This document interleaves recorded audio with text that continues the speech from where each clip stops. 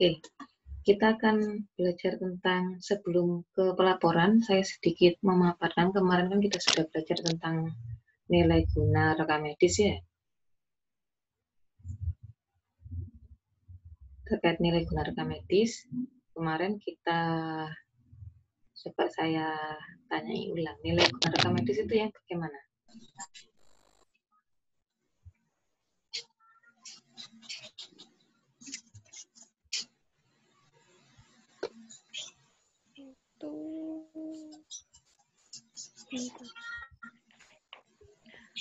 Berkas yang memiliki nilai guna.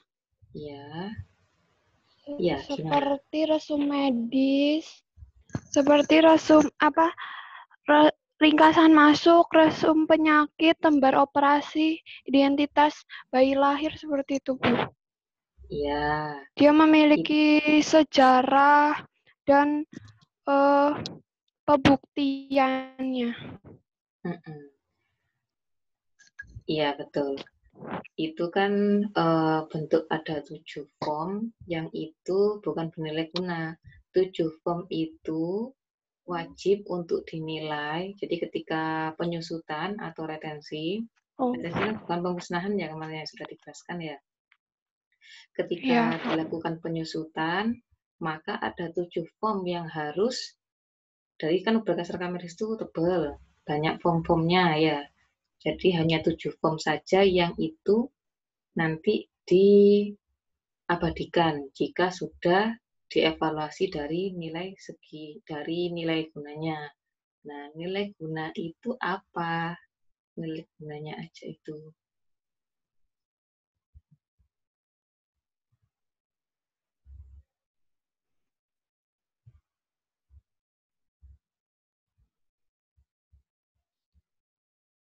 Ada yang bisa menjawab?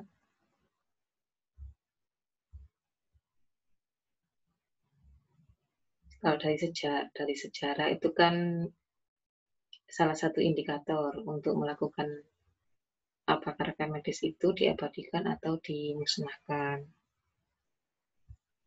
Ayo, bisa kamu jawab?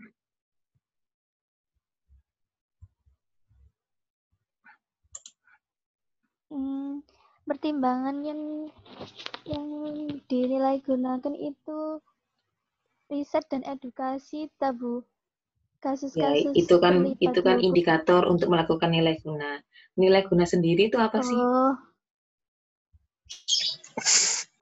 Kegiatan penilaian terhadap formulir rekam medis yang masih perlu diabadikan atau boleh dimusnahkan. Ya, jadi kegiatan untuk mengevaluasi ulang, jadi untuk menilai apakah rekam medis itu dimusnahkan atau diabadikan. Itu. Oke. Nah, dari rekam medis yang kemarin kan ini saya coba tampilkan. Kemarin kan kegiatan dari, ini kan ringkasan dari dalam proses melakukan pemusnahan. Jadi ketika setelah berkas RM itu diretensi, maka harus dipilah, memilah antara rekam medis aktif maupun inaktif. Kalau rekam medis yang rusak atau tidak terbaca ya langsung dimusnahkan. Tapi ketika rekam medis itu inaktif, maka dipilah lagi. Dipilah lagi apakah berkas RM itu memiliki nilai guna atau tidak memiliki nilai guna. Nah, ini berkas RM inaktif disimpan di ruang inaktif, kemudian dinilai dengan penilaian dengan masuk di proses bernilai guna dengan beberapa indikator tadi yang sudah kalian utarakan, bernilai sejarah, untuk penelitian, untuk kegiatan administratif yang lainnya, apakah itu bernilai atau tidak. Kemudian, jika memang itu bernilai, maka dilestarikan. Jika tidak memiliki nilai guna, maka akan masuk di pemusnahan. Ini kurang satu panahnya. Sini ya. Kursor saya kelihatan kan ya? Kelihatan, Bu. Oke. Jika makanya kan dipilih jadi 2, bernilai guna atau tidak memiliki nilai guna. Nah, bagaimana Bu kalau seandainya kalau berkas inaktifnya itu sudah banyak? Kalau kita berangkat dari semakin lama pasien itu semakin menurun, jadi di rumah sakit itu semakin lama pasien itu kunjungannya menurun atau meningkat? Meningkat. Meningkat, Bu. Karena semakin lama memang penduduknya juga semakin tinggi. Kemudian kesadaran masyarakat untuk berobat atau memeriksakan kesehatannya juga semakin tinggi. Apalagi dengan didukung adanya BPJS. Dengan adanya BPJS itu orang akan lebih peduli terhadap dirinya. Sebelum ada corona, ketika ada BPJS, sakit titik pasti langsung ke fasilitas pelayanan kesehatan tingkat 1, entah itu di klinik atau di puskesmas. Karena kenapa? Gratis. Kalau zaman dulu titik-titik bayar. Karena sekarang sudah gratis, makanya kepedulian terhadap kesehatan itu meningkat. Sehingga pasien pun ketika era BPJS itu cukup tinggi sekali, makanya sampai akhirnya muncul peraturan-peraturan yang membagi sistem rujukan secara berjenjang agar tidak ada rumah sakit tertentu yang itu terlalu banyak pasiennya, yang satunya nggak ada pasiennya sama sekali. Nah, bagaimana Bu kalau semakin meningkat jumlah pasien, maka secara otomatis berkas RM-nya juga meningkat dong. 5 tahun, 10 tahun, 10 tahun ke depan, kemudian 5 tahun ke depan dilakukan penyusutan, dipilah antara berkas RM yang masih aktif maupun inaktif. Kemudian yang inaktif disendirikan di gudang tempat penyimpanan RM. Berarti semakin lama berkas tersebut juga akan semakin banyak yang ada di gudang rekam medisnya. Jadi semakin banyak itu pasti nanti di gudang berkas RM juga akan semakin meningkat. Nah, bagaimana kalau rumah sakitnya itu sudah kecil, tempat pelayanannya sudah mepet, tempat RM-nya itu juga sedikit. Kalau inaktifnya semakin banyak, bagaimana? Masa langsung dimusnahkan? Nah, ini kenapa yang melatar belakangi bahwa perlu adanya alih media rekam medis. Alih media itu gini, selama ini kan berkas RM-nya itu kertas, dialihkan menuju ke elektronik, itu namanya alih media rekam medis. Fungsinya apa saja ketika alih media rekam medis? Oke, sebentar saya terangkan dulu gambaran rekam medis saat ini. Alur pencarian dokumen RM. Ketika selama ini yang di rumah sakit atau puskesmas, ketika ada pasien ke kasir atau penerimaan pasien, kemudian perekam medis menaruh tracer di rak RM, pencarian dokumen rekam medis, serah terima ke register, kemudian didistribusikan ke poli tempat tadi pasien mau periksa. Sebenarnya poli antara kasir dengan poli ini terintegrasi, nggak perlu kesini dulu. Jadi ketika pasien daftar, maka secara otomatis sistem itu akan di poli. Sedangkan di sini, area sini adalah areanya rekam medis. Gitu. Oke. Kemudian yang kedua, RM saat ini tuh belum terintegrasi antara arsip rekam medis inaktif dengan sistem informasi rumah sakit. Rumah sakit sekarang rata-rata sudah menggunakan sistem informasi rumah sakit, tapi tidak semuanya rekam medisnya itu sudah masuk secara elektronik, hanya pelayanan-pelayanan tertentu saja. Contoh hanya terkait dengan pendaftaran pasien, kemudian hanya namanya saja yang muncul, tapi asesmen medis, kemudian lembar CPPT, riwayat penyakit, dan sebagainya, itu tidak masuk di sistem informasi rumah sakit kalau untuk saat ini. Padahal itu seharusnya ke depan itu semuanya harus masuk ke sistem informasi rumah sakit. Nah, bayangkan ketika ada rekam medis inaktif, kalau belum terintegrasi pun seandainya ini mau dialih mediakan inaktif ini, kalau belum terintegrasi dengan SIM RS juga percuma, nggak ada manfaatnya. Gitu. Oke, ini alih media rekam medis. Secara umum, arsip itu memiliki fungsi dan kegunaan yang signifikan dalam menunjang kegiatan administrasi negara dan pelaksanaan fungsi-fungsi manajemen. Jadi, alih media ini adalah merupakan transfer informasi dari rekaman yang berbasis kertas menuju media lain dengan tujuan efisiensi. Kalau tadi berkas inaktif di suatu ruang atau ditaruh di gudang rekam medis, semakin tahun, semakin bertambahnya tahun, juga semakin meningkatnya berkas RM yang harus diinaktif dan tempatnya sudah tidak ada, maka harus dilakukan alih media untuk rumah sakit tertentu yang itu memang ruangannya terbatas. Nanti teman-teman akan paham ketika PKL karena kan langsung tahu tuh keadaan di lapangannya seperti apa. Silakan Anda buktikan sendiri. Apakah bentuk ada alih media rekam medis ataukah bahkan justru rekam medis inaktif hanya digeletakkan begitu saja di gudang tanpa adanya manajemen rekam medis. Jadi ketika misalnya nih, kalau inaktif itu kan bisa jadi pasien bisa jadi datang ke situ lagi. Meskipun setelah 5 tahun dia tidak pernah datang ke situ. Kemungkinan untuk datang kembali. Ketika datang kembali, kemudian berkas RM-nya sudah ditaruh di gudang dan tidak ditata sesuai dengan sistem penomoran dan penjajaran, maka secara otomatis tidak akan mungkin dicari kembali berkas RM-nya kan? Maka membuat RM baru. Sedangkan RM baru riwayat penyakitnya akan mengulang kembali. Jadi semua riwayat penyakit terdahulu dan sebagainya tidak diketahui. Sehingga tidak efektif dan efisien terhadap kegiatan pengobatan pasien. Kalau seandainya kalian nih, karena memang kalau ke rumah sakit kan nggak ngerti tuh sistem pengelolaan rekam medisnya. Jadi kan ya pasrah-pasrah saja kalau mau ke rumah sakit ya. Bayangkan kalau rumah sakit tersebut melakukan manajemen arsipnya tidak seharusnya. Yang dirugikan siapa?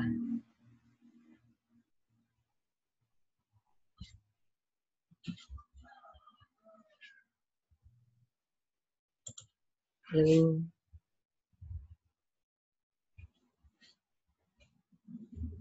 Rumah sakit juga pasien ya, Bu? Ya.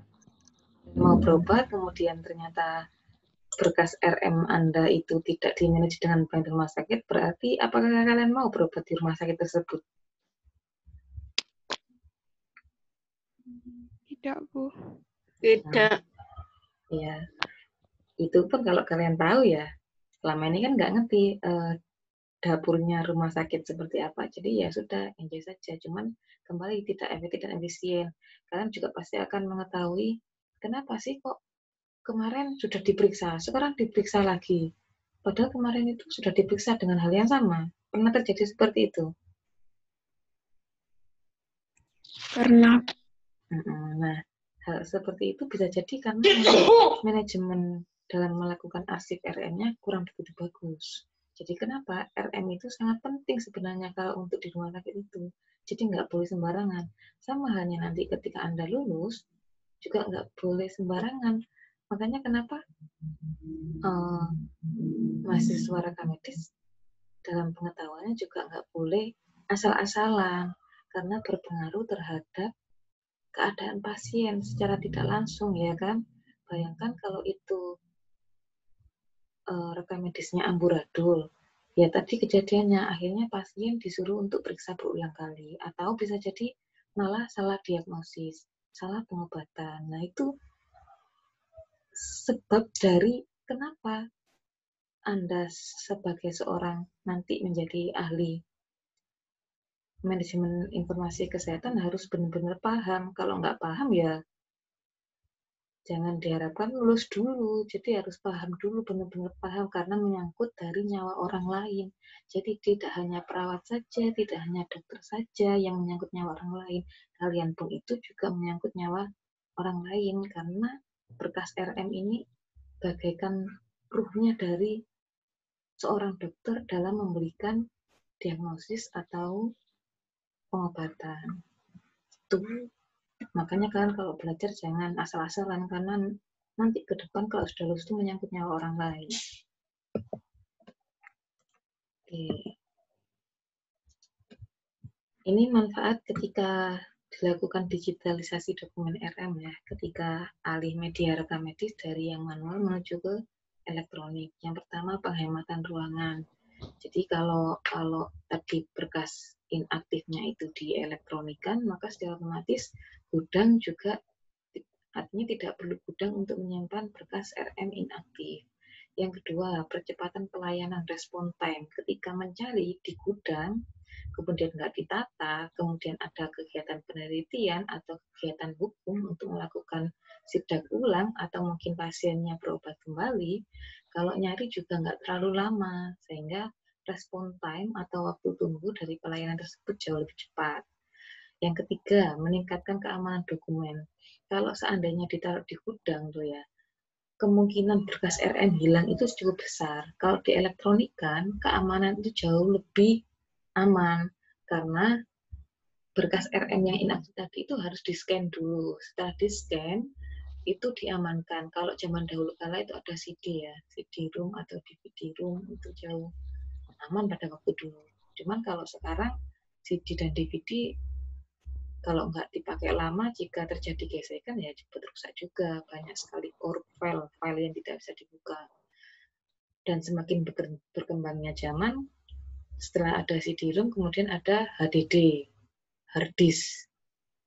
Hard disk yang kalian taruh di komputer kalian, setelah HDD berkembang, ada muncul SSD, solid state disk, yang itu jauh lebih cepat ketika dilakukan pencarian, kemudian tidak butuh ruang cukup besar, karena dengan 1 tera, 2 terabyte pun itu cukup kecil kalau untuk SSD. Makanya kenapa kalau di komputer kalian atau laptop kalian, kalau masih menggunakan HDD, hard disk, itu rata-rata lemot ketika dinyalakan komputernya untuk menuju ke start, kalian memasukkan komputer itu lemot kalau pakai HDD. Kalau zaman sekarang, kalau laptopnya sudah menggunakan SSD, sekali menyalakan power up menuju ke start ketika kalian mau menggunakan aplikasi, jauh lebih cepat. Sepersekian detiknya dari HDD. Sangat jauh. Kelihatan banget. Itu perkembangan teknologi. Nanti ke depannya jauh lebih cepat lagi. Makanya itu salah satu manfaat dari digitalisasi rekam medis. Oke. Alih media dokumen rekam medis inaktif ini dilakukan karena minimnya fasilitas ruang penyimpanan aktif, sedangkan rekam medis semakin bertambah. Makanya perlu alih media dari kertas ke digital. Tujuannya dari alih media dokumen rekam medis inaktif. Yang pertama, menghemat biaya penyimpanan karena tidak butuh gudang yang cukup besar. Meningkatkan pelayanan pasien di poli atau UGD. Ketika berkas inaktifnya itu cepat dicari dan sudah sinkron atau terintegrasi dengan SIM RS rumah sakit, tinggal klik cari maka akan muncul data pasien yang atau data berkas rekam medis yang inaktif. Kemudian meningkatkan pelayanan pasien di poli, meningkatkan keamanan dokumen tadi ya. Jadi sebenarnya kalau secara digital pun, kalau kemarin kelompoknya harian belajar tentang SIGDA, pasti ada hak akses. Kalau kelompok kalian juga pernah belajar tentang SIM RS, kan ada hak akses tuh. Untuk pendaftaran hanya bisa daftar saja. Untuk obat punya user sendiri obat. Untuk rawat inap ada sendiri username rawat inap. Untuk dokter ada sendiri username sebagai dokter. Itu adalah tingkatan keamanan. Tidak semua orang bisa mengakses semua data. Hanya yang menjadi kebutuhannya saja yang bisa diakses. Seperti itu. Kemudian sebagai bahan pertimbangan dalam akreditasi rumah sakit. Karena ketika akreditasi rumah sakit, rekam medis itu punya peranan penting tersendiri dan itu punya nilai tersendiri. Jadi kalau dalam manajemen rekam medisnya itu buruk, maka otomatis juga memberikan nilai yang buruk pula pada akreditasi rumah sakit. Kemudian mempercepat dan mempermudah pelayanan klaim asuransi. Memang klaim asuransi ini pasti membutuhkan data-data terdahulu jika memang itu diperlukan. Yang terakhir adalah sebagai tahap awal pembiasaan digitalisasi dokumen rekam medis. Bahkan untuk saat ini pun di masa COVID, ketika dulu, nggak usah jauh-jauh, contoh ketika kalian pinjam komputer, kalau zaman dahulu, kalian harus datang. Kalau sekarang, bisa diusahakan dengan kalian di rumah, ternyata bisa mengakses komputer yang ada di kampus. Gitu ya. Artinya kita dipaksa untuk sedigital mungkin untuk saat ini.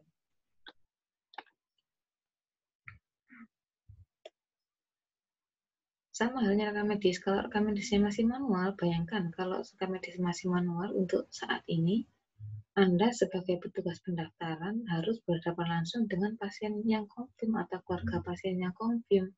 Bayangkan kalau itu adalah pasien, berkas RM-nya sudah terintegrasi dari rujukan atau dari pelaporan rumah sakit, secara otomatis kalau pasien datang cukup tunjukkan KTP, kalau sudah sinkronis atau terintegrasi malah lebih enak, datanya langsung masuk semua di sistem informasi rumah sakit, nggak perlu berhadapan langsung, nggak perlu data, nggak perlu selamat datang ibu, langsung aja pasiennya diperiksa. Gitu. Ini adalah komponen dari alih media berkas. Yang pertama adalah hardware, software, dan firmware. Jadi kalau tetap aja ya, jadi firmware ini adalah software, hardware itu adalah tools. Jadi sistem informasi rumah sakit adalah tools. Tapi yang bisa menjalankan, yang punya otaknya itu adalah usernya atau manusianya, ya kan? Jadi Anda supervisor rekam medis, project manager rekam medis, operator IT, dan lain sebagainya. Helpdesk yang bagian jika ada permasalahan di IT-nya, maka itu sangat diperlukan. Itu adalah sebagai firmware. Sebentar.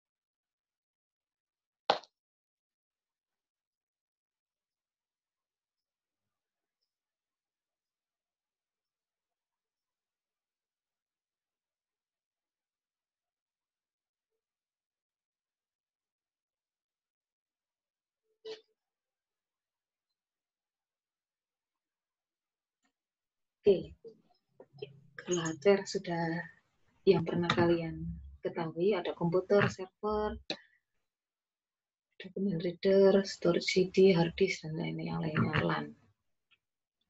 Software ada operating system, scanning software. Jadi kalau kalian mau digitalisasi berkas RM ya harus paham tentang ini semua.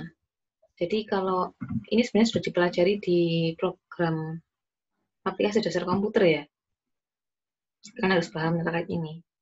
Kalau nggak paham ya dipelajari ulang.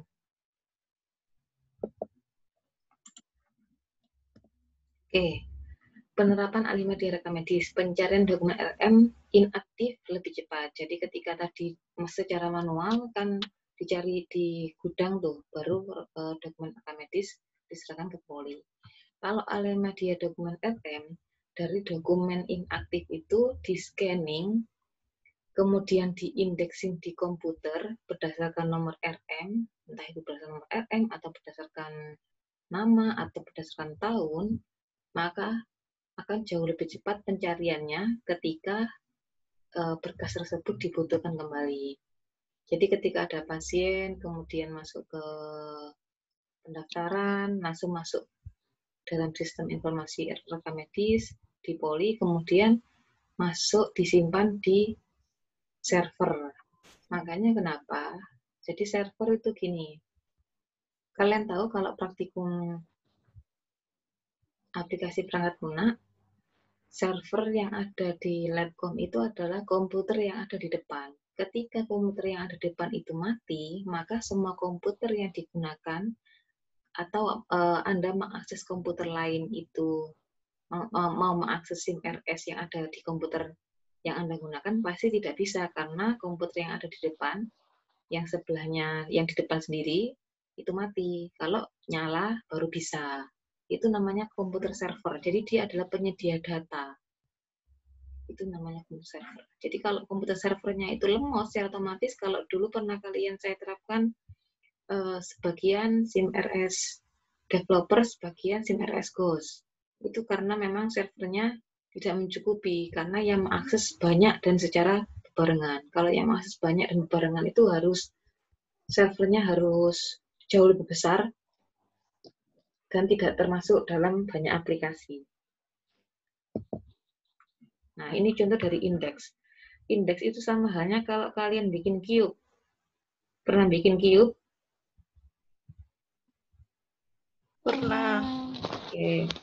Di situ kan ada data-datanya.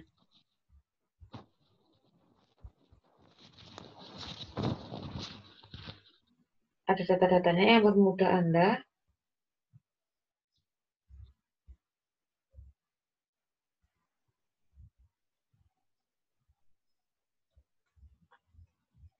data-data Anda ketika nanti dicari sesuai dengan indeksnya, indeks dari penomoran rekam medisnya, maka semua hasil form yang sudah di-scan itu langsung muncul semuanya.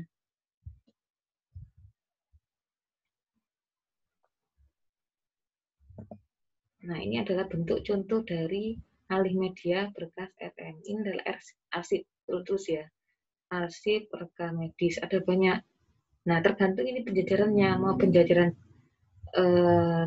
TDF atau middle atau straight. Ya.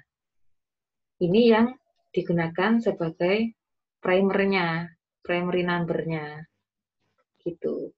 Ketika ada kebutuhan kembali atau apa istilahnya, butuh berkas RM untuk dilihat ulang, maka kalian bisa tinggal searching aja. Bisa by name atau by nomor rekam medis. Seperti itu. Nah, ini adalah image hasil pencarian, itu merupakan hasil scanning. Nah, ini hasil scanning kalau satu dokumen RM. Ada banyak. Ini salah satu pencarian berdasarkan nama dan diagnosa. Nama pasien Sri, diagnosanya Febris, kemudian dicari. Nanti akan muncul nih. Polder Jakarta, arsip, masuk ke arsip, Polder Jakarta, sub number atau sub filingnya nomor berapa nih? 89. Namanya Sri Lestari, kan Sri Lestari. Depannya Lestari. Oke, keamanan dokumen. Salah satu dari manfaat dari alih media kan keamanan dokumen makin terkontrol dengan adanya user authentication atau tingkat pengguna atau tingkat user. Ada apa namanya, supervisor atau rekam medis atau manajer dan sebagainya. Dan itu memiliki hak akses sendiri-sendiri. Kalau sebagai administrator itu bisa meng-create, bisa modify, bisa delete, copy, dan move, berpindah atau bisa mengirimkan data. Ada juga hanya cuma melihat kok. Melihat saja juga ada. Seperti itu. Jadi tidak boleh hak aksesnya itu semuanya. Ini biasanya admin yang bisa melakukan hak akses. Ini contoh dari form bentuk login. Ini adalah bentuk ketika berkas RM sudah dimasukkan. Misalnya ini riwayat pemeriksaan, kemudian mau memasukkan lembar PPT, maka harus ada menu insert-nya untuk memasukkan form yang sudah selesai di-scan untuk dimasukkan ke sistem informasi. Yang ketiga adalah meningkatkan pelayanan pasien poli atau UGD dan atau UGD. Sudah jelas ya, ketika ada pasien, ketika itu sudah digital atau elektronik medical record, rekam medis elektronik, maka untuk pencarian data pasien pun jauh lebih cepat. Bahkan tidak perlu mengetik, cukup dengan barcode pun juga bisa. Atau nggak usah barcode, pakai sidik jari pasien. Kalau sekarang BPJS itu sebenarnya menggunakan sidik jari. Tapi masalahnya data BPJS masih belum terintegrasi dengan data rumah sakit. BPJS membuat hanya untuk sistem rujukan berjenjang saja. Jadi kalau habis dari puskesmas atau klinik Paskes 1, mau dirujuk ke rumah sakit, kalau zaman dahulu kan pasiennya harus membawa fotokopian bukti rujukan. Kalau sekarang kan nggak usah. Pasiennya tinggal datang ke rumah sakit yang ditempati untuk merujuk, datanya sudah langsung ada di rumah sakit. Biasanya menggunakan aplikasi apa kalau untuk puskesmas? Care, Bu. Pikir. Ini proses alimedia, bayangkan. Ini bentuknya kalau di gudang kayak gini nih. Ruwetnya berkas RN-nya ya. Sudah belukut, sudah bekeduk, bulat, jamuran. Kalau dalam bentuk digital akan jauh lebih mudah. Kalau digunakan untuk penelitian, tinggal searching aja. Nanti akan muncul datanya. Yang keempat adalah menghemat tempat dan perawatan mudah. Jadi, kalau tadi saya terangkan, kalau CD, zaman dahulu CD memang tidak akan pernah kena virus. Kalau seandainya sekarang pun, cuman kalau dibiarkan bertahun-tahun, CD itu bisa rusak meskipun tidak digunakan. Makanya perlu perawatan. Kalau lebih efisien lagi menggunakan tempat penyimpanan. Kalau sekarang jauh lebih mudah lagi adalah di cloud computing. Cloud computing itu penyimpanan secara cloud atau awan. Kalau kalian kenal ada Google Drive, data Anda ada di Google Drive, sebesar apapun datanya akan masuk tersimpan di Google Drive. Tapi tetap harus ada sistem pengamanan. Kalau untuk data kesehatan gini, keamanannya harus tersertifikasi. Nggak cukup cuma Google Drive toh. Itu membahayakan, karena bisa diambil atau dihack orang lain. Ada sendiri sistem pengamannya, nanti akan kalian pelajari di semester depan. Nah, ini kita masuk ke sistem pelaporan. Sistem pelaporan pelayanan kesehatan itu nanti ada 2. Kalau di puskesmas namanya apa dulu ketika kalian berkunjung ke puskesmas, kelompok yang sudah pernah berkunjung ke puskesmas, perwakilannya?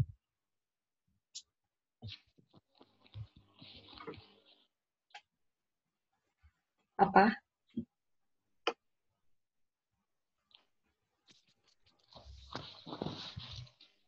Apa discovery learning, Bu? Yuk, discovery learning. Apa nama pelaporannya?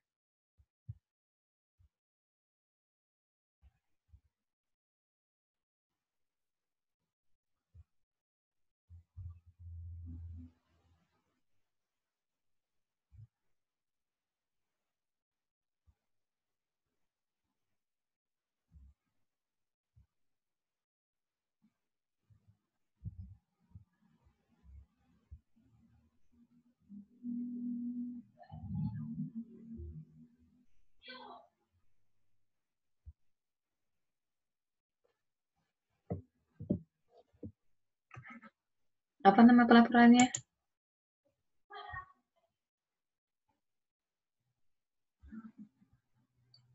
Sunyi senyap.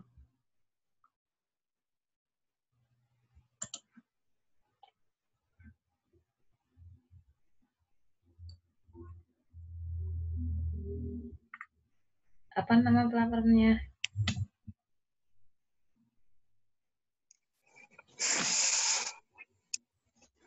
Laporan harian gitu itu apa? Kalau di puskesmas?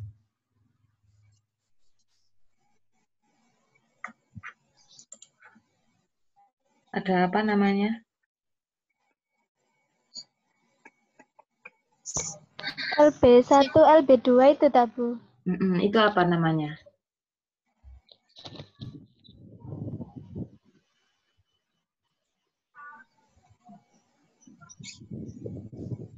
Itu apa? LB1, LB2 itu apa? Laporan bulanan, Bu. Iya. LB1, LB2. Iya, itu apa namanya? Laporan bulan, memang laporan bulan, tapi itu apa namanya?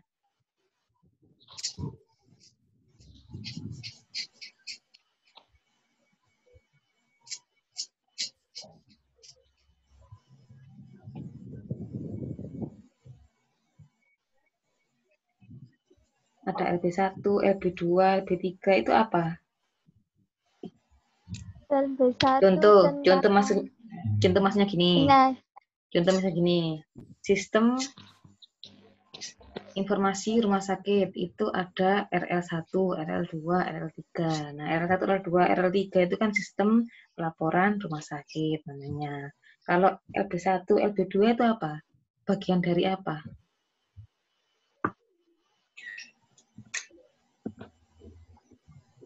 Laporan puskesmas, Bu. Iya, laporan puskesmas. Namanya apa? Kan Laporan ada penyakit.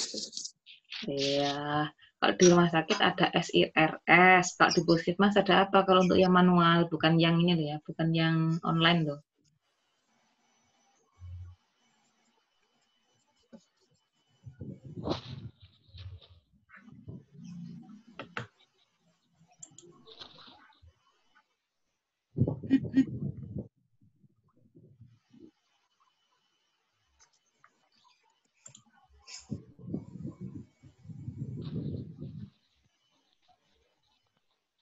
Laporan terpadu puskesmas itu apa? Iya, apa namanya? Pas waktu discovery learning itu loh. Kalian tanya apa?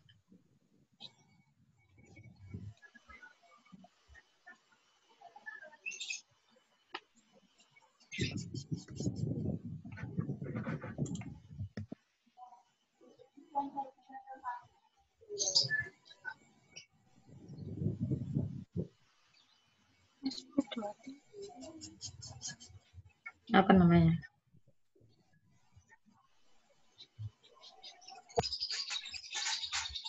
Sistem pencatatan dan pelaporan terpadu puskesmas. Ya, kalau puskesmas itu namanya SP2TP, kalau di rumah sakit namanya Sistem Informasi Rumah Sakit, kalau secara online namanya SIM-RS, kalau di puskesmas ada SIMPUS, SIDA, dan SIDA generik. Nah, biasanya kalau ini kan secara elektroniknya ya, SIMPUS dan SIDA generik, kalau secara elektroniknya ada SIM-RS. Kalau secara manualnya, kalau di SIRS itu ada RL 1, 2, 3, sampai 5. Kalau SP2TP ada LB1, LB berapa? LB1, LB3, LB4, LSD1, LSD2, LSD3. Oke, itu. Jadi SP2 tadi adalah sistem pencatatan dan pelaporan terpadu puskesmas. Itu. Kemarin kalian kan mau diminta untuk mencari ini, tapi karena puskesmasnya tidak mungkin kalau harus dicari semuanya SP2TP, karena ini besar isinya dan banyak dan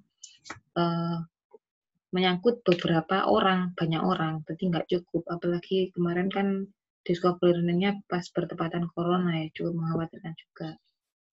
Oke, SP2TP, Sistem Pencatatan dan Pelaporan Terpadu Puskesmas, itu sesuai dengan, memang ini cukup lama, SP2TP, tapi masih berlaku dan masih dilakukan sama Puskesmas. Kegiatannya itu pencatatan dan pelaporan data umum, sarana, tenaga, dan upaya pelayanan kesehatan di Puskesmas. Ingat, di Puskesmas itu ada dua. Kemarin kalau saya sudah menjelaskan kegiatan di luar Puskesmas dan di dalam Puskesmas. Ya, di APL kemarin saya jelaskan gitu ya. Iya, Bu. Oke, ini adalah ruang lingkup SP2TP, menganut konsep wilayah kerja Puskesmas. Ini ada, nah ini Pustu, Puskesmas Klinik dan Desa, ini adalah kegiatan di luar Puskesmas. Kalau ini data umum, demokrasi wilayah, ketenagaan, ini apa ada yang di dalam Puskesmas. Tujuan SP2TP adalah untuk mendapatkan semua data hasil kegiatan Puskesmas dan data yang berkaitan, serta melaporkan data tersebut kepada jenjang administrasi di atasnya. Kalau Puskesmas, maka wajib melaporkan ke Dinkes. Nah, ini sebenarnya kalau bukan kalian yang mengkoordinir, itu akan kesusahan, karena memang kayak seperti bidan, perawat itu kegiatannya sudah banyak di luar, selain mereka melakukan kegiatan pengobatan atau kuratif. Manfaat SP2TP tingkat pusat, provinsi, kabupaten, dan puskesmas. Makanya tadi kenapa pelaporannya itu berjenjang. Pelaporan dari puskesmas itu ke kabupaten ada dinas kesehatan kabupaten. Dari dinkes kabupaten menuju ke dinkes provinsi. Dari provinsi menuju ke kementerian kesehatan. Nah, fungsinya ini memiliki fungsi masing-masing untuk penyusunan strategi. Kalau untuk tingkat pusat, itu sehingga, jadi misalnya gini, ada wabah COVID misalnya, yang berperan puskesmas melaporkan ke kabupaten. Pasien tadi kemana? Berobat ke puskesmas atau berobat ke rumah sakit? Ketika berobat ke rumah sakit pun, itu puskesmas akan mendapatkan datanya, kemudian dilacak ke rumah yang bersangkutan. Atau dilacak lagi ke yang bersangkutan, pernah kontak ke siapa saja. Itu nanti akan, makanya kenapa di Sidoarjo juga semakin merah dan semakin banyak. Karena kenapa? Dari proses pelacakan. Sama halnya juga di daerah. Baik itu daerah Pasuruan, Blitar, Malang, dan semuanya yang Magelang, Trenggalek, Tulungagung. Sama juga. Jadi semakin aktif untuk melacak, semakin banyak kasus yang ditemukan. Jikalau memang itu kasusnya, jadi jangan merasa aman jika ada daerahnya itu masih belum merah atau belum banyak. Bisa jadi itu kasusnya memang tidak terlacak atau tidak terperiksa. Seperti itu. Makanya kenapa kemudian harus waspada semuanya. Baik itu yang sakit maupun tidak, tetap harus melakukan protokol kesehatan. Karena kita tidak tahu siapa yang sakit dan siapa yang sehat. Makanya paling mudah adalah anggap bahwa Anda semuanya itu adalah sakit, sehingga Anda berhati-hati dalam bertindak. Itu.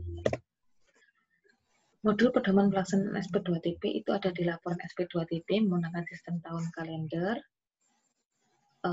Waktu dulu pernah saya tanya, kalau nggak salah, di diskusi, ketika pelaporan itu bulanan berapa lama, tiap tanggal berapa, kalau tahunan per tanggal berapa, gitu ya. Ini adalah jenis laporan Puskesmas ke Dinas Kabupaten. Laporan bulanan itu ada LP1, 2, 3, dan LP4. Ini memiliki laporan masing-masing, bayangkan ya. Jadi tiap LB ini itu memiliki penanggung jawab sendiri-sendiri di Puskesmas. Makanya kalau seandainya kemarin pas waktu Discovery Learning itu kalian mencari semuanya, LB1 sampai 4, secara otomatis kalian harus menemui banyak orang kan ya. Dan itu juga tidak memungkinkan. Laporan bulanan Sentinel ini adalah khusus kasus-kasus tertentu. Contoh nih, kayak COVID ini masuk Sentinel karena kasus-kasus tertentu yang itu kasus yang mengindikasikan untuk terjadinya wabah. Seperti PD3I, ISPA, PD3I itu apa ya PD3I?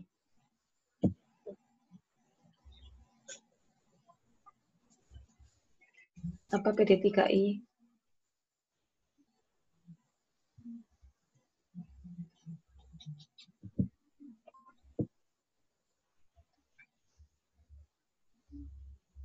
Penyakit yang dapat dicegah dengan imunisasi. Penyakit yang dapat dicegah dengan imunisasi. Kenapa kok ada imunisasi? Karena sebelum adanya imunisasi, penyakit tersebut itu adalah wabah. Contoh, campak. Campak dulu itu adalah wabah, sama halnya kayak corona saat ini. Tapi bedanya, kalau campak sudah ada imunisasinya, kalau corona belum ada vaksinnya atau belum ada imunisasinya. Obatnya pun juga belum ada, makanya harus hati-hati. Makanya kenapa pelaporannya itu juga berbeda, ada S-nya nih, Sentinel.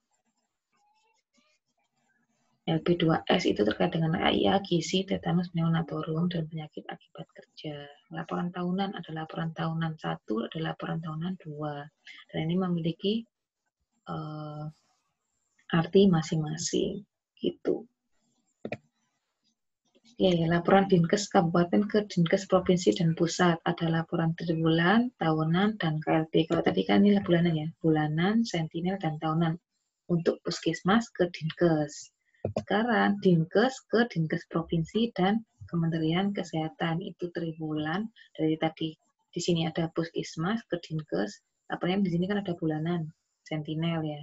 Sama Dinkes kemudian diolah jadi laporan triwulan. Itu merupakan rekapitulasi dari LP1 yang tadi kan ini bulanan tuh, direkap menjadi triwulan. Tahunan, rekapan hari, laporan tahunan yang ada di sini.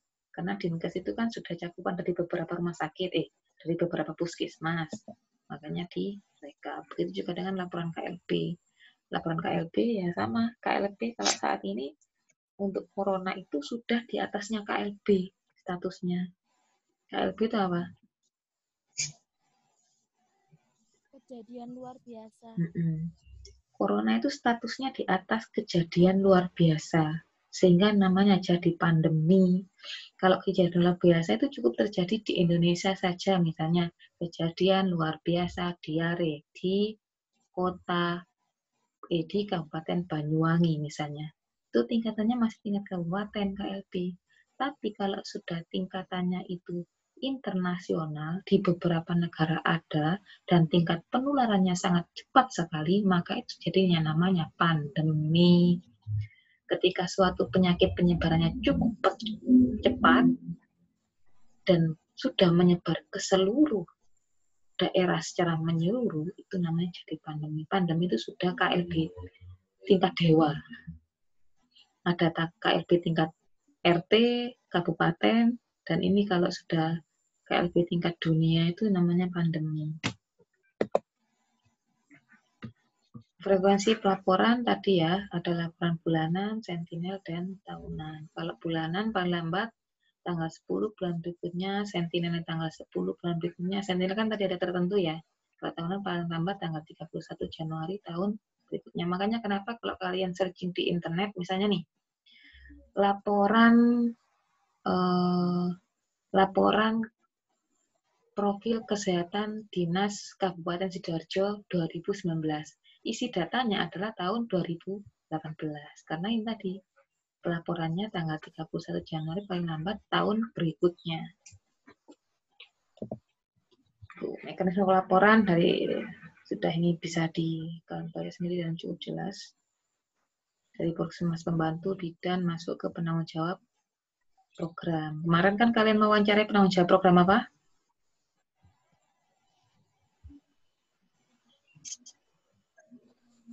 Ketika Discovery Learning, yang kalian wawancarai penanggung jawab program apa?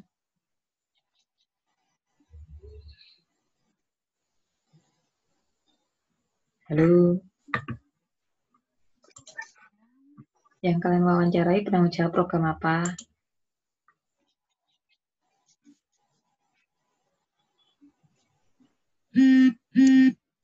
Program Simpus. Apa? Yang kalian wawancarai program apa? Yang kalian wawancarai?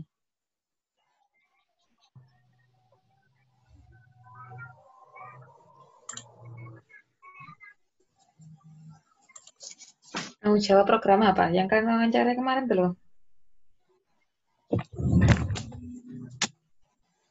Sen Discovery Learning, ayo siapa Sen Discovery Learning? Sen datang ke Puskesmas.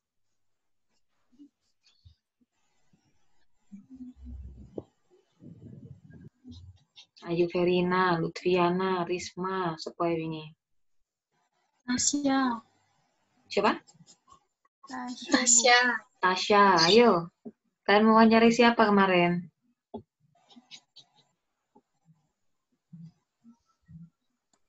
UKP, Bu. UKP, penanggung jawab program UKP. Itu siapa? Di mana itu? Di Puskesmas apa?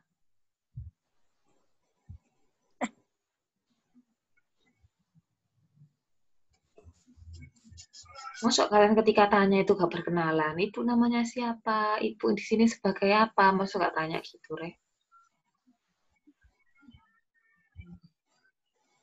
Tanya. Itu Nah, iya. bagian simpusnya Bagian apa? yang saya kemarin. Bagian simpus. Yang lainnya?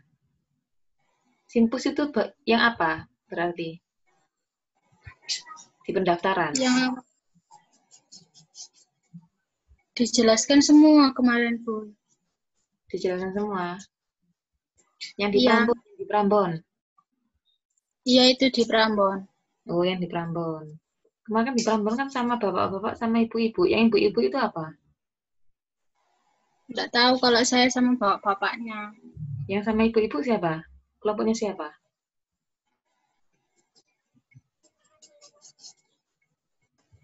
Nggak ada. Kelompoknya di satu. Hah? Yang KIA kayaknya, Bu. Yang ibu-ibu. Oh iya, siapa? Kelompoknya siapa? Ayu kayaknya, Bu. Ayu, ndi Ayu Verina. Ke ono. Kenapa, Bu? Ayo, sing mbok wawancarai ku sapa? Program apa yo? Menengan. Maaf, Bu, tadi habis disuruh. Oh.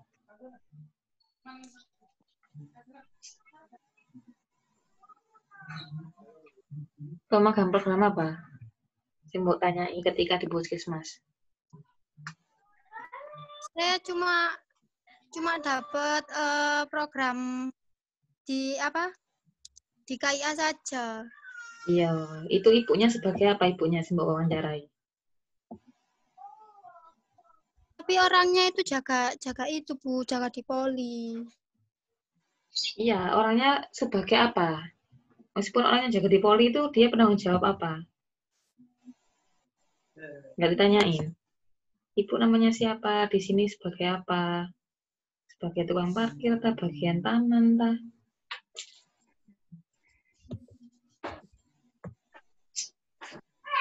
Lupa Bu, ada rekamannya tapi. Terus rekamannya gambar tulis. Setelah ini akan saya minta untuk pertanggungjawaban dari Discovery Learning loh ya.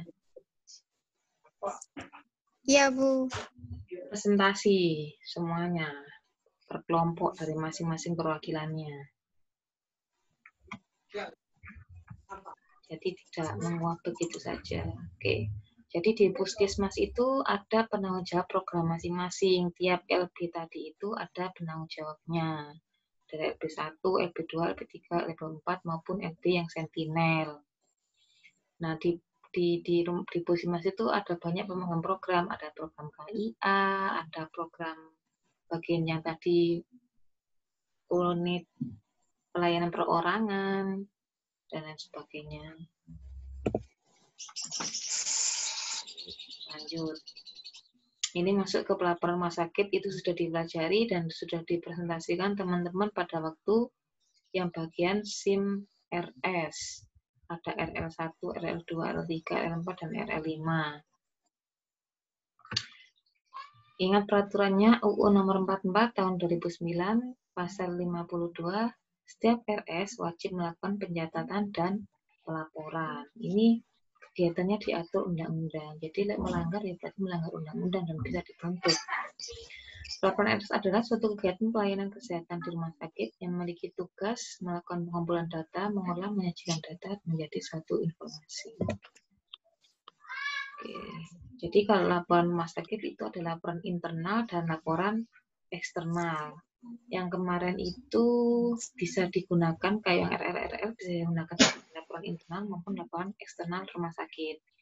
Nah, kenapa sangkut pautnya dengan manajemen RM? Sangkut pautnya dengan manajemen RM karena bahan data dari laporan ini ada di rekam medis. Seperti itu.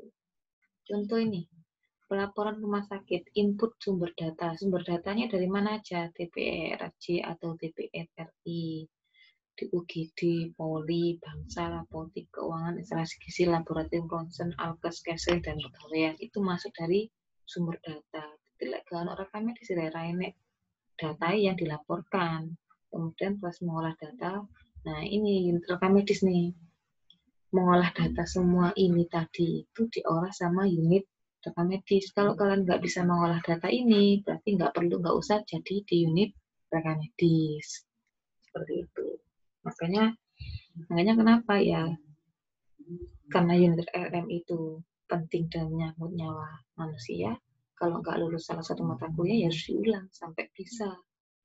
Kita tidak mau meluluskan orang yang tidak memiliki kompetensi, tapi nanti susahnya adalah ketika dikerja. Lebih mending mana? Ngulang di kuliah atau di kerja malah ditangkap Pak Polisi karena kesalahan prosedur, ya kan? Outputnya bisa digunakan untuk pihak intern atau pihak ekstern. Jadi pelaporan yang sudah diolah sama unit RM tadi itu bisa dilakukan pelaporan pihak internal maupun eksternal. Kalau RRR tadi pihak eksternal, kalau internal ini tingkat manajemen organisasi yang ada di rumah sakit. Oke, laporan internal rumah sakit itu untuk peningkatan pelayanan. Jadi misalnya nih, dari pelaporan kunjungan, ternyata banyak pasien didiagnosis misalnya batuk ginjal, tapi rumah sakit nggak punya USG. Jadi mau nggak mau untuk meningkatkan pelayanan, maka rumah sakit harus melakukan pengadaan USG. Untuk laporan internal ini tergantung kebijakan rumah sakit maunya data apa yang ingin dimunculkan. Makanya tidak ada ketetapan formulir khusus terkait dengan pelaporan internal. Kalau pelaporan yang RRR sudah ada formulirnya dan isinya apa saja yang harus diisi. Oke, ini adalah pelaporan rumah sakit. Jumlah pasien masuk, jumlah pasien keluar, jumlah pasien meninggal, lamanya pasien dirawat, frekuensi pemakaian tempat tidur, tingkat manfaat tempat tidur, periode lamanya waktu kosong tempat tidur. Ini semua cara menghitungnya nanti kalian dipelajari di semester 3 di mata kuliah statistik fasilitas pelayanan kesehatan. Cara menghitungnya. Sekarang kalian cukup mau saja apa saja yang perlu data apa saja yang diperlukan untuk pelaporan untuk rumah sakit, kalian cukup tahu aja, yaitu Bu, jumlah pasien masuk, jumlah pasien keluar, jumlah pasien meninggal, lamanya pasien dirawat, frekuensi pemakaian PT, tempat pemanfaatan tempat tidur, periode lamanya waktu kosong tempat tidur. Sudah cukup saja. Bagaimana cara menghitungnya? Nanti semester 3, kamu perlu tahu dulu sekarang. Gitu ya. Kemudian kegiatan persalinan, kegiatan pembedahan dan tindakan pendidik lainnya, kegiatan rawat jalan, laporan pengunjung pasien, konsultasi, imunisasi, KP, medis. Nah, ini yang kemarin kalian cari tentang RL itu adalah masuk di pelaporan eksternal rumah sakit. Saya tidak mau mengulang, cukup langsung saya percepat saja. Sudah paham ya terkait dengan RL? Oke, langsung ke sini. Ini juga sudah ada. Waktu itu dibahas oleh kelompok teman-teman kalian yang presentasi tentang SIRS. Nah, ini kan RL 1, 2, 3, 4, dan 5. Sudah dipelajari waktu lalu. Jika belum paham, dipelajari ulang. Oke, jadwal pelaporan bulanan beda dengan pelaporan puskesmas, juga berbeda dengan pelaporan rumah sakit. Kalau tadi di puskesmas, paling lambat tanggal berapa? Bulanan? 10. Ya, paling lambat tanggal 10. Kalau rumah sakit, paling lambat tanggal 15 bulan berikutnya. Perlu dibedakan ya. Kalau tahunan tadi, di puskesmas tanggal berapa paling lambat? 31 tahun berikutnya. 31 apa? Bulan apa? Januari. Ya, 31 Januari tahun berikutnya. Nah, betul. Itu yang diingat-ingat ya. Beda antara batas paling lambat pelaporan antara puskesmas dan rumah sakit. Nah, ini kan sudah dipelajari lagi. Oke, sudah. Terima kasih. Ada pertanyaan? Silakan ditanyakan jika ada pertanyaan.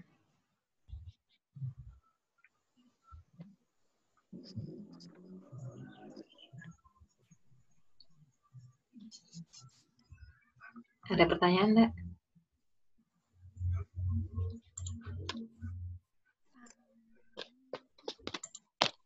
Kalau malu bertanya nggak apa-apa, terus di chat.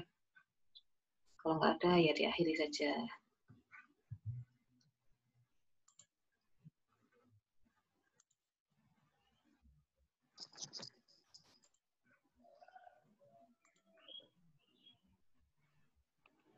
Ada pertanyaan?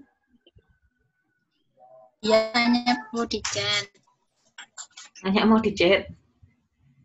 Itu di Oji ire, sop iki, bias. Bu, maaf mau tanya, berarti kita sebagai perekam medis, kita menginput semua data yang ada di SS. Ya, benar. Jadi gini, bukan menginput data semua data yang di SS. Kalau rekam, jadi ini. Kalau rumah sakitnya itu menerapkan rekam medis elektronik, jadi ini yang ditanyakan gimana?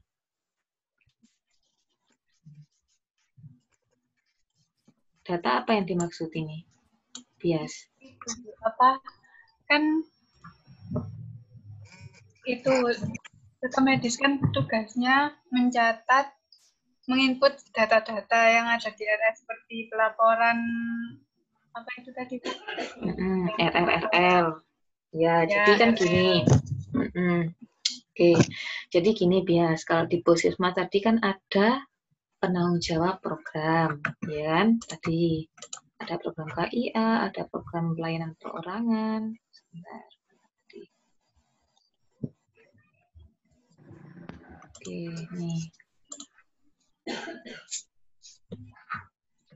Ada KIA, ada perorangan. Nah, rekam medis itu fungsinya adalah untuk ini Anda itu mengolah dan tidak mengentry yang sebagai, kalau ini rumah sakit ya, kalau di puskesmas kan ada yang SP2TP tadi. Nah, ini penanggung jawab laporan.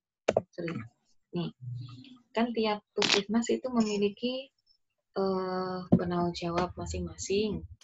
Nah, kalian itu sebagai perekam medis hanya mengolah data ini untuk menjadi sebuah laporan.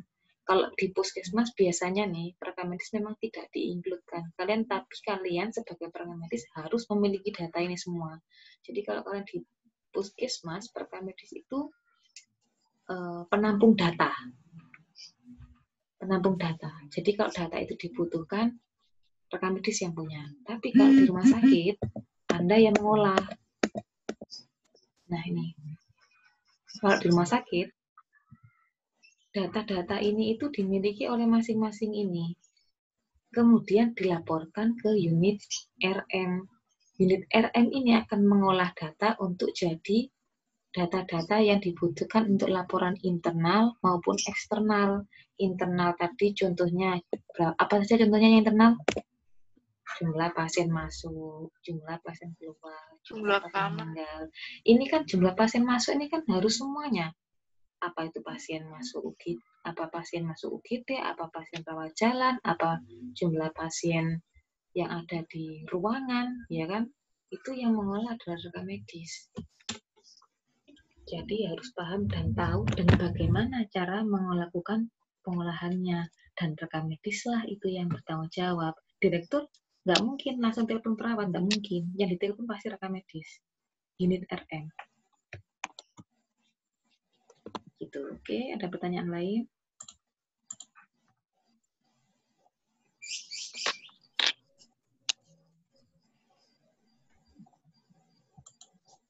Ada pertanyaan lain?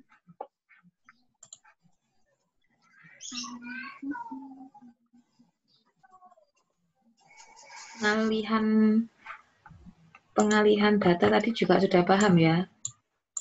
Alih media, pengalihan media.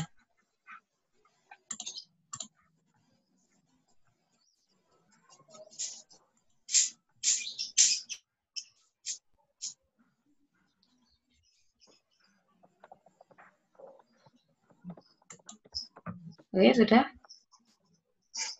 Ada yang ditanyakan lagi? Sudah, enggak ada? Nggak ada. Enggak ada, paham ya?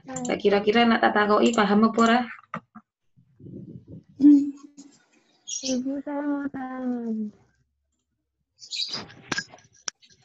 Umi, saya mau tanya. Oke,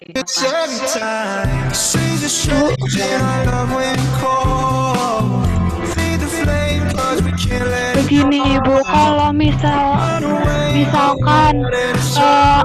di pengalihan itu kan ada yang masih komputer dan masih berupa berkas. Biar tidak ada terselip berkas itu seperti apa? Gimana? Kan di pengalihan media itu kan masih ada beberapa rumah sakit yang masih ada 2 media, jadi pakai perangkat lunak juga pakai kertas. Nah, kalau misalkan nih ada berkas yang terselip karena masih berupa kertas itu bagaimana, Bu? Terselip. Jadi gini loh simpatannya. Berkas terselip itu kan berarti kan masih berupa kertas. Kalau pengalihan media tadi itu, maksudnya kalau sudah dialihkan semua tuh, rekam medis ini aktifnya dan sudah masuk di di sistem informasi, kemudian ada yang terselip gitu berkasnya. Iya, Bu.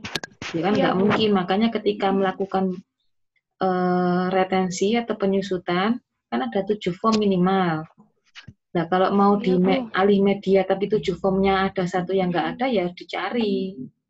Kalau seandainya pun nggak dicari, nggak ada dan tidak ketemu, kemudian suatu hari ketemu, ya tinggal dimasukkan aja di insert di menu insert. Tadi yang saya jelaskan ada menu insert. Insert.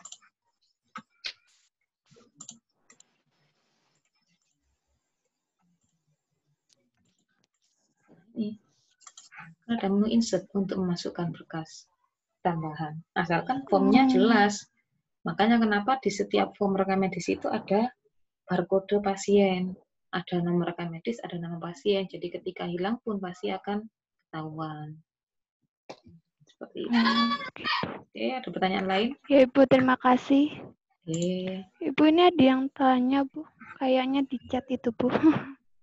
Yang dimaksud operator dan helper pada brainware itu komponen Arimadia itu seperti apa? Operator, kalian kalau misalnya bayangkan kalian berobat di rumah sakit, kemudian sistemnya itu yang menggunakan siapa? Ada perawat, ada dokter, ada rekam medis, ya kan? Operator itu orang yang jadi operatornya. Orang IT atau kalian, kalau memang itu terkait dengan rekam medis, ya kalian operatornya. Tapi kalau itu terkait dengan IT, keseluruhan semua yang terkait dengan IT, entah itu ada trouble wifi-nya tidak connect, atau mungkin sistemnya tidak connect sama server, yaitu adalah tugasnya operator. Helper ini ya pembantu yang operator. Pada brainware ini pada ke usernya. User itu yang punya otak. User ini kan yang manusia yang menjalankan. Makanya namanya brainware. Orang yang punya tools yang memiliki otak. Ya manusia. Tuh. Ada pertanyaan lain?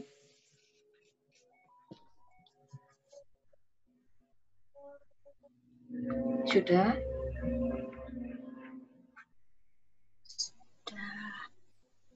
Sudah. Jika sudah, diakhiri pertemuan hari ini. Tolong kalian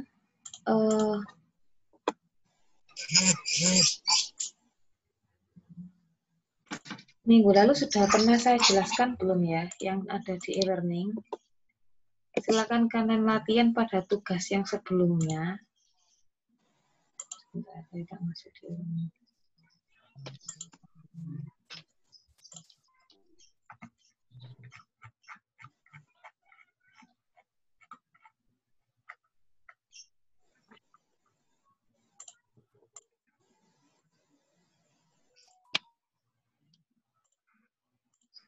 Oke, silakan Anda masuk pada tugas yang ini. Tapi ini latihan sifatnya sunnah, tidak wajib. Sini latihan, ya silakan. Nggak pengen iso, gak latihan, ya wis. Nggak pengen iso. Jadi kalau yang lalu itu kan kita apa istilahnya menjajarkan dari nomor RM ini ke sini ya. Nomor lanjutannya ya. Jadi kalau terminal digit lanjutan dari nomor RM ini adalah 17, 64, 34. Kalau middle lanjutan dari nomor RM ini adalah 16, 64, 35. Kalau straight number ya lanjutannya aja 16, 64, 35. Ya, itu lanjutan dari nomor RM di sini. Coba kalian latihan. Nomor diganti. Ini jangan dilihat. Jadi ini dihapus, jangan dilihat yang ini, yang di sini paham ya? Iya, Bu. Yang di sini jangan dilihat, yang dilihat adalah yang ini, di samping ini, nomor RM ini. Kemudian kalian jajarkan nomor RM yang ada di sini, ini kan tidak urut nih. Dijajarkan nomor RM yang ini berdasarkan terminal digit, middle digit, atau strike numerika. Paham ya? Jadi ini nggak perlu dirahasiakan, tapi yang diperhatikan adalah ini. Nomor ini itu kalian jajarkan. Paham ya?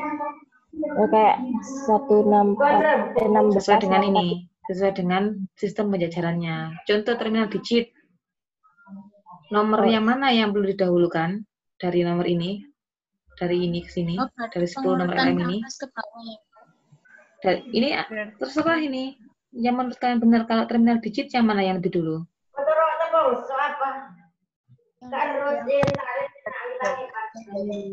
166533.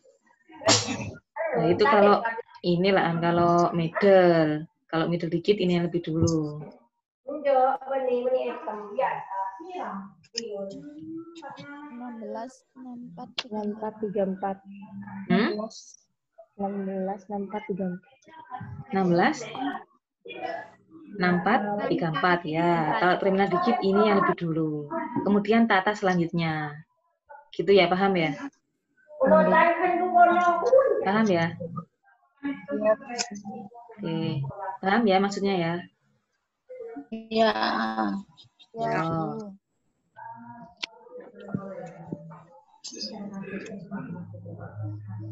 Silakan kalian latihan ini, nanti coba kita bahas bersama. Entah itu bisa kalian bahas dengan laporan juga bisa untuk bertanya-tanya. Gitu. Sudah? Terima kasih. Ada pertanyaan lagi? Oke, kalau nggak ada pertanyaan, saya akhiri. Wassalamualaikum warahmatullahi wabarakatuh. Waalaikumsalam warahmatullahi wabarakatuh. Terima kasih, Bu. Terima kasih, Bu. Terima kasih.